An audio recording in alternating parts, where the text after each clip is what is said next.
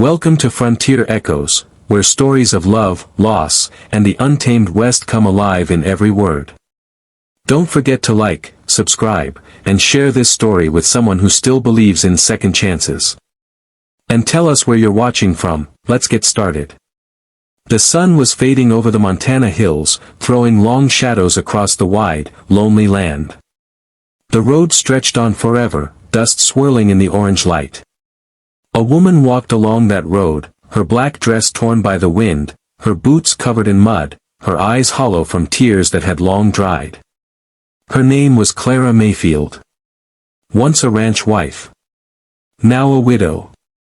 She had nothing left but the clothes on her back and the sound of her husband's voice echoing in her memory, a promise that he'd come home safe. But that promise had turned to dust on a battlefield 2 states away. For 3 weeks, Clara had been wandering, trying to find work, trying to find meaning, trying to find herself. But all she found was the weight of silence. That's when she heard it, the deep rumble of an engine, steady and strong, like thunder rolling from the horizon. A black pickup slowed beside her, dust swirling around its tires. The man inside wore a faded denim shirt, sleeves rolled to his elbows, hands rough from work but steady as stone. His hat shadowed his eyes, but when he looked at her, they were blue, sharp, kind, and steady. "You look lost," he said, his voice low and calm. Clara tried to smile. "Maybe I am." He studied her for a moment before saying softly, "Then follow me home." The next thing she knew, the truck door opened, and warmth hit her like sunlight. She hesitated only a second before climbing in. His name was Cole Turner, a man known across the county as the Millionaire Cowboy. Not because he flaunted wealth, but because he'd built everything with his own 2 hands, the land, the cattle, the name. Folks said he could buy half of Montana if he wanted to. But no one really knew the man behind the money. For the first half hour, neither of them spoke. The radio played soft country songs, and the tires hummed against the dirt road. Finally, she broke the silence. "You didn't have to stop." Cole kept his eyes on the road. "Maybe not. But I wanted to." Something in his tone made her chest tighten, not pity, but understanding. When they reached his ranch, the sun had dipped below the mountains. The lights from the farmhouse glowed warm and golden against the dark. It was the kind of place that still felt alive, fences in perfect line, horses grazing, smoke rising from a chimney. Cole parked and turned to her. "You can stay in the guest room. Fresh clothes in the closet. Bathrooms down the hall. Eat first, talk later." Clara nodded, unable to find words. Inside, the smell of baked bread and cedar filled the air. The kitchen was quiet except for the soft crackle of the fireplace. Cole moved with an ease that came from years of living alone, setting plates, pouring coffee, pulling out a chair. "You don't talk much, do you?" Clara asked. He smiled slightly.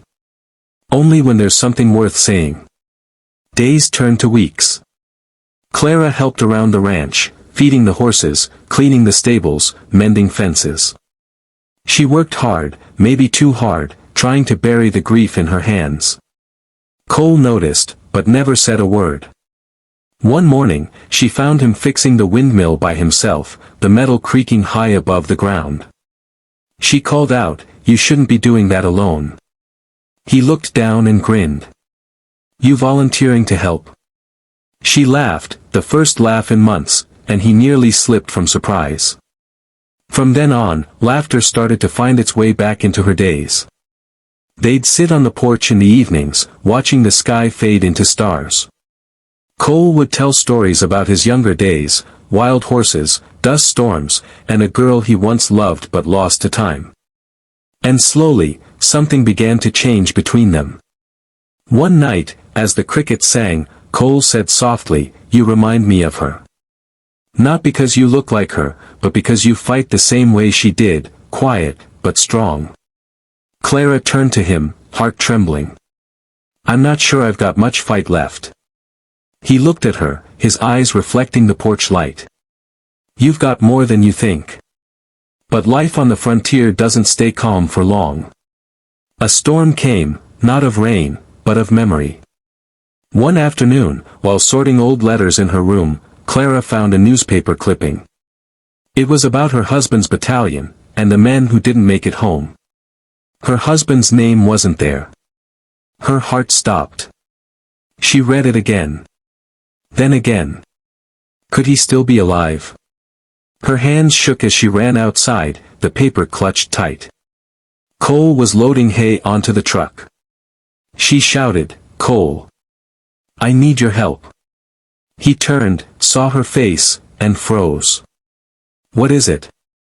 She handed him the clipping. "They never found him. I thought he was dead, but what if he isn't?" Cole read it, his jaw tightening. He wanted to speak, but couldn't. Finally, he said, "Clara, you've been here nearly 2 months. You've started to live again. Don't go chasing ghosts." Tears filled her eyes. "You don't understand. I loved him." Cole's voice broke slightly. "And what if I love you?" The words hit her harder than thunder. She stepped back, speechless. That night, she couldn't sleep. She sat by the window, staring at the mountains, torn between the past and what was standing right in front of her. Cole stood outside under the moon, cigarette glowing faintly in his hand. When he looked up, their eyes met through the glass. Neither moved. Neither spoke. But everything between them was said in that silence. The next morning, she packed her bag. When Cole saw her walking toward the truck, his chest tightened. "You're leaving." "I have to know," she said softly. He looked away, jaw clenched.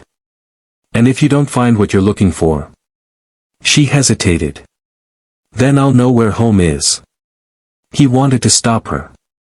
Every part of him screamed to. But he couldn't hold her back from the truth. So he handed her the keys to his spare truck. "Then go find it." She drove away, dust rising behind her like smoke. Weeks passed. No word. Cole went back to work, fixing fences, feeding horses, trying to pretend he didn't look toward the road every sunset. The ranch felt empty again, hollow in a way it hadn't been for years. One night, a letter came. It was from Clara. The handwriting trembled, the paper smudged. She wrote, "I found his name on a grave in a town called Bitter Ridge. He's gone, Cole. Truly gone. I thought finding that would give me peace, but all I could think about was you, your eyes, your voice, your kindness.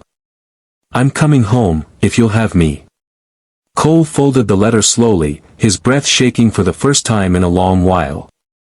He didn't sleep that night. He fixed the porch swing she loved, cleaned the kitchen, brewed coffee before dawn.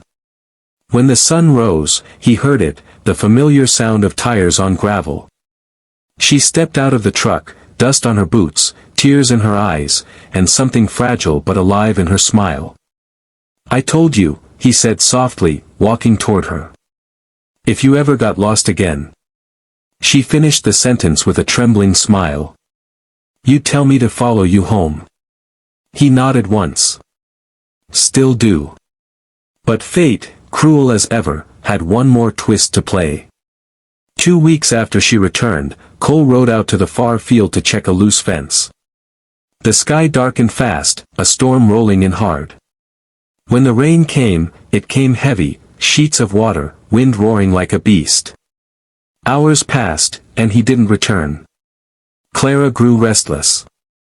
She took the truck and drove toward the ridge. Lightning flashed, and then she saw it. His horse running wild through the mud. Her heart stopped. She found him near the fence line, the post splintered, a branch fallen from the storm. Cole lay beside it, breathing shallowly, blood mixing with rain. She dropped to her knees, screaming his name. He opened his eyes, weak but calm. "Guess. I finally found something I couldn't fix." "Don't you dare say that," she cried, holding him close. You're not leaving me too. He smiled faintly. You found your way home. That's all that matters. Her tears mixed with rain as she whispered, please, don't go. He lifted a shaking hand, brushed her cheek. Clara, remember what I told you? She nodded, sobbing. If you ever get lost again, his voice faded, barely a whisper. Follow me home. And then he was gone. The rain stopped by morning. They buried him beneath the cottonwood tree overlooking the valley. The ranch hands stood in silence, hats in their hands, eyes downcast. Clara stood alone after they left, the wind tugging at her black dress, her hand resting on the wooden cross. The land was quiet, too quiet. But when the wind moved through the tall grass, it sounded like a whisper.